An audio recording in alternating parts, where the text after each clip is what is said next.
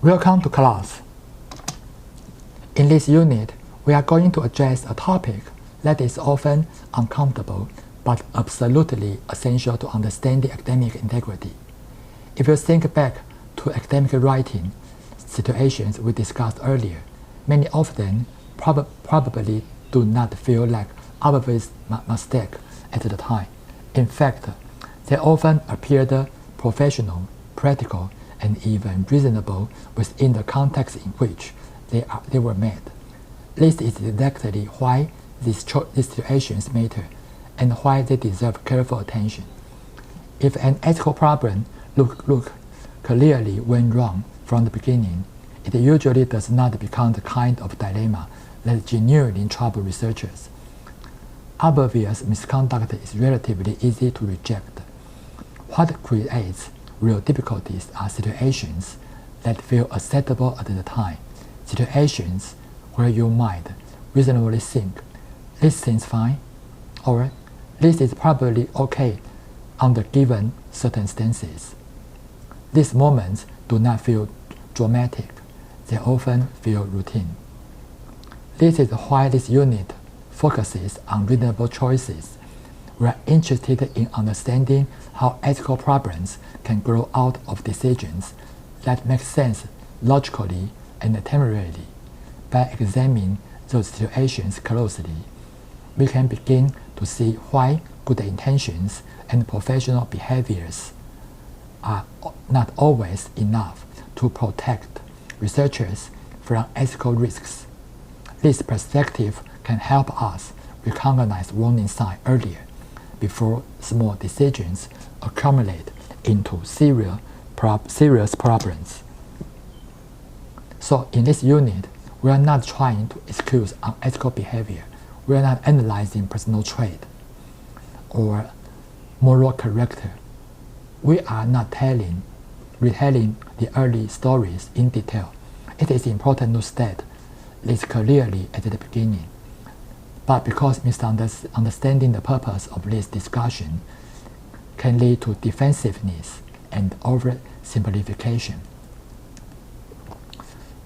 When we say that we are not looking for excuse, we are not suggesting that responsibility should be reduced or avoided.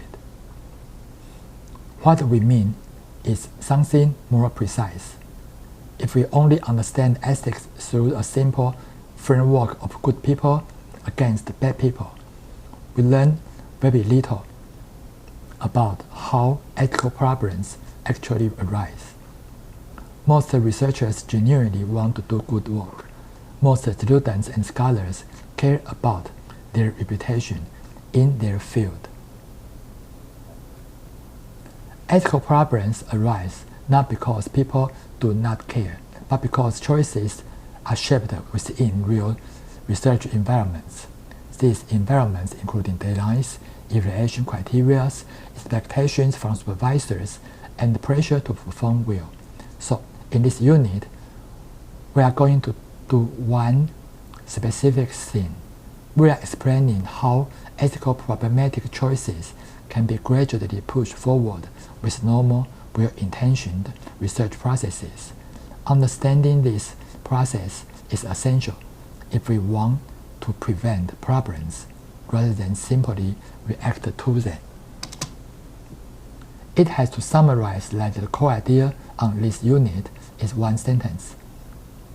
It will be this: ethical problems in academic writing are rarely caused by bad decisions, but by a series of small decisions that seemed professional and reasonable at the time. This idea may sound simple, but it is actually quite counterintuitive for many people. We are used to think that problems come from wrong choices, from moments where someone clearly knows better and chooses poorly anyway. In academic ethics, however, the real danger often comes from choices where every single step can be explained, defended, and justified. Each decision appears to follow standard practice. Each one fits comfortably within expectations. This is exactly why ethical risk is so difficult to notice early on. There is no single moment where everything suddenly changes. Instead, there is a gradual process in which boundaries become less visible.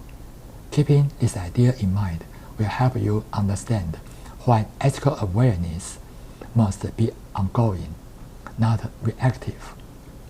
If you listen to the rest of this unit, remember that we are tracing a process, not identifying villains. In the previous unit, we discussed 3 ethical lens: how researcher is represented, how intellectual contributions are attributed, and the responsibility to reader and the scholar community. At this point, a very common reaction is to think, if I understand these principles, shouldn't be enough. This reaction is understandable, but in practice, it is often not enough. Ethical risk does not usually arise because researchers lack knowledge of ethical principles. Instead, it arises because research environments themselves push certain types of choices. Research does not happen in a vacuum. It happens within institutions, evaluation systems, publication expectations, and career structures that shape behavior in powerful ways. For students within a business and management background, the logic should feel familiar. You understand institutional pressure. You understand performance logic. You understand the deadlines, delivery expectations, and the idea of managing risk rather than eliminating it. In such environments, decisions are rarely framed as right or wrong. They are framed as what works best right now. Ethical risk often emerges precisely within this logic, quietly and gradually. The first structural force we need to examine is the outcome and performance pressure. In business and management research, we place strong emphasis on statistically significant results, clear contributions, and a compelling research story. These expectations are deeply embedded in how research is evaluated and rewarded. Under this logic, researchers are often encouraged, sometimes implicitly and sometimes explicitly, to make their work look as strong and coherent as possible. This can lead to choice, such as highlighting the most attractive findings while pushing less ideal or uncertain results into the background. In many cases, no data is fabricated and no numbers are falsified. The issue is not misconduct at this stage. The issue lies how this research is presented. Performance pressure itself is not unethical. The ethical tensions appear when explaining clearly, slowly become making the research look better than it actually is. This shift is often subtle and gradual. Yet, it is exactly where ethical weight begins to accumulate, even though everything still appears professional. The second force comes from research relationships themselves. Supervisors, co-authors, reviewers, and general expectations all influence research decisions. These relationships are often framed positively as mentorship, collaboration, or professional guidance. However, they also shape how responsibility is perceived. In these situations, research may develop certain ways of thinking, such as, that wasn't really my decision. This is just how things are usually done. Gradually, ethical judgment can be delegated outward.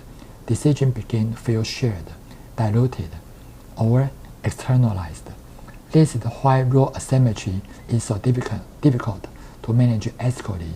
Advice from more senior scholars often carries authority, and following it feels like the responsible things to do. But in academic ethics, one principle remains crucial. Responsibility cannot be fully transferred. You can consider others' judgments and learn from their experiences, but you cannot give up your own responsibility. Those whose names appear on research remain responsible for its content and its implications. The third force has become especially visible in recent years. Statistical software, citation tools, and AI-assisted writing systems have made research more efficient and more manageable. These tools offer real benefits, particularly in terms of productivity and organization. However, efficiency also introduces new ethical risks. Common assumptions include statements like, "This tool is natural," or "I'm just following what the system recommends." The problem with tools is not what they do. The problem is that they can make certain decisions feel less like decisions. When choices are embedded within technical workflow, ethical awareness can be hidden as well. It becomes harder to notice where judgment is being exercised. It is important to remember that clearly. Tools can increase efficiency, but they cannot carry ethical responsibility. Wherever this issue